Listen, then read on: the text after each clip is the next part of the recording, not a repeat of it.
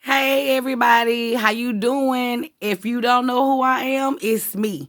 It's your girl Tan. Well, I hope everybody's doing great on this Sunday afternoon. It's beautiful. I'm down here in Texas. They say we was gonna get some rain. So far, so good. No rain, but postpone plans. You know I'm a pop up. I'm a pop up. I be rolling the streets low key, one deep, peeping in people windows and sitting in people yards, paying attention. But I got on here today because I was watching Kwame Brown, and I really liked this interview. Kwame, keep it going this way, let that stuff go, keep forward, keep pushing. But he was doing an interview with Judge Joe Brown.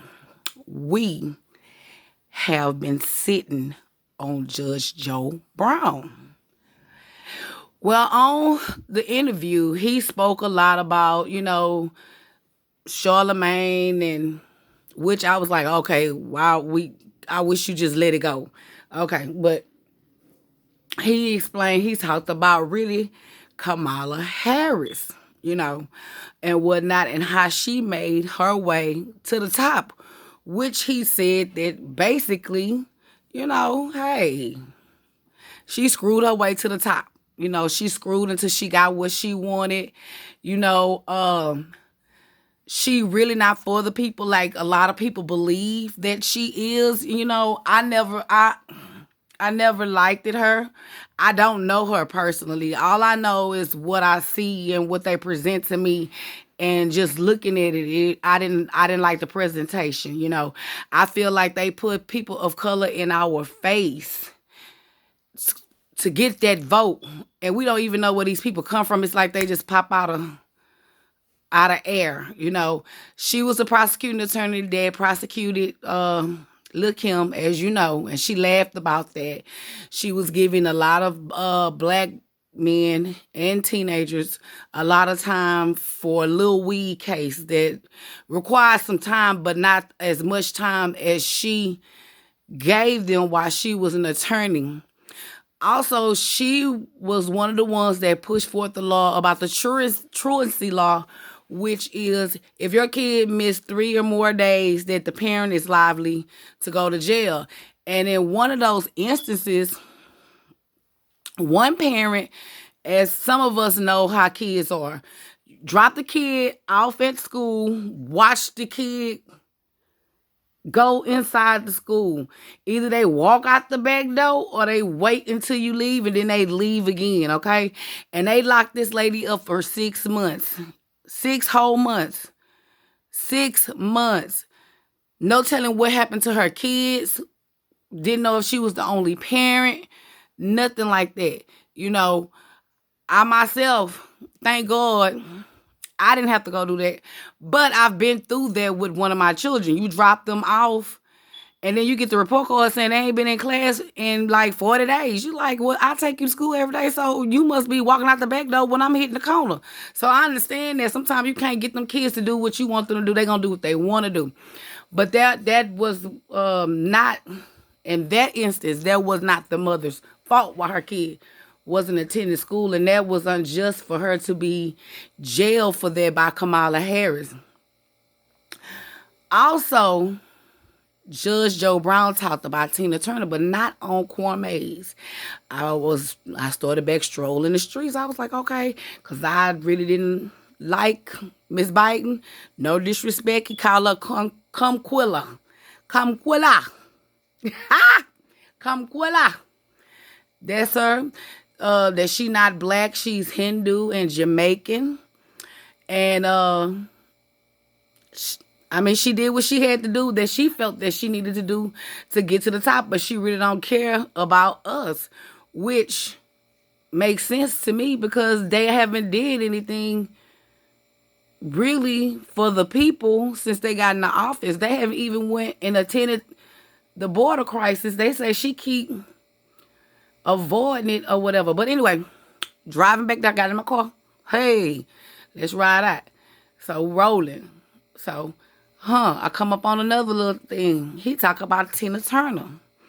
And he was explaining that the movie What's Love Got to Do with It was basically a whole lie. And Tina herself admitted it in her book. The only thing that was really factual in the movie was how he discovered her at the club where she sung at amateur night or whatever that was. That's how she was discovered by Ike Turner. Judge Joe Brown said Tina Turner was a nasty mouth woman. I mean, she was nasty. Like, she was just. He said it was one instance some college girls had seen her and they were so excited. They were like, "Is that Tina Turner? Girl, yeah, I think that's Tina Turner. Oh, Miss Turner." And she was like, "Excuse my language. What the fuck is you talking to me for? I didn't give you permission to speak to me." And she carried on by her business. If this is true, what he said that Tina used to be a pimp. I don't know. But he said she used to be a pimp. Some lady did something to her. She tied her up to the back of her car and drove until she fucked that lady knee up. Then lady kneecap came out. She drugged the lady kneecap off her damn leg. But then I was like, well, why she didn't go to jail? Because it didn't make, I don't know. There is a lot of stuff you hear our people did before us, and you be like, you should have been in jail, but here they are today. Also, he said that she was the one that used to beat on Ike, and so he just lose it. You know, cuss him out. He said that they was at a party or something, and he was trying, I guess he had writer's block, and she was like, "I don't give a fuck about your writer's block. You need to get me some music," and this and that, and took some object and was beating him in his back and beating on him and cussing the man, told him he wasn't shit. But then when he snapped off, then she started running and stuff. They said the cake incident never really happened like that. That was all fictitious. And I was like, we do need to get these books and read these books and stop looking at these movies and thinking it's real. You know, Poe Tina Turner, it seemed like it was Poe Ike. You know what I'm saying? But this is what I wanted to get on here, basically, and tell y'all. And also, I know I got my bonnet on, but I'm in my house, and I don't understand. I want to hit this topic. Why people are going after Monique. You know, I'm a 70s baby. Most 70 babies, if I don't know, everybody wasn't raised the same, but my grandmother, you couldn't go outside with no headscarf on your head. You couldn't go nowhere. You know, you had to comb your hair, put it in a ponytail or whatever. But if you hit that door, that headscarf better be off your head, because you don't know who you might meet. You know how the older people will say, you might meet your husband, or you might meet somebody that can help you get a job or whatnot like that. So I don't understand why people are coming at her at it. And honestly, Monique, if they want to wear their bonnets outside, and I get where you coming, let them wear their bonnets outside. That's them. But I know as a culture, we need to build the culture up or whatnot, But, a lot of us these days don't wear our natural hair like we did back then. So it was easier for us to, you could put it back, make it a little puff ball, like I wear my puff ball, or whatnot. Nowadays, it's a process. You got to go and brush it up and make your baby hairs and put your wig on, or gel it up, put your little ponytail on or whatnot. So some people just trying to go. But as far as wearing pajamas outside, I don't get it. I remember I used to take my daughter to her football game. She went to North Forest. And it used to be freezing cold, and I used to see girls out there wrapped in blankets. And I'd be like, what the fuck? They ain't got no coat? Man, she tell me, Mama, that's the new thing. And I'm like, so you come to school or to the football game wrapped in a damn blanket? Now, that's crazy. That is crazy. But like I said, I wanted to touch on that. If you want some laughter, if you bored, you want to do some binge watching, YouTube Miss Janie and Rickey Smiley. They are very hilarious. I mean, Miss Janie, she's on the Breakfast Club with him. She supposedly she knew his whole family.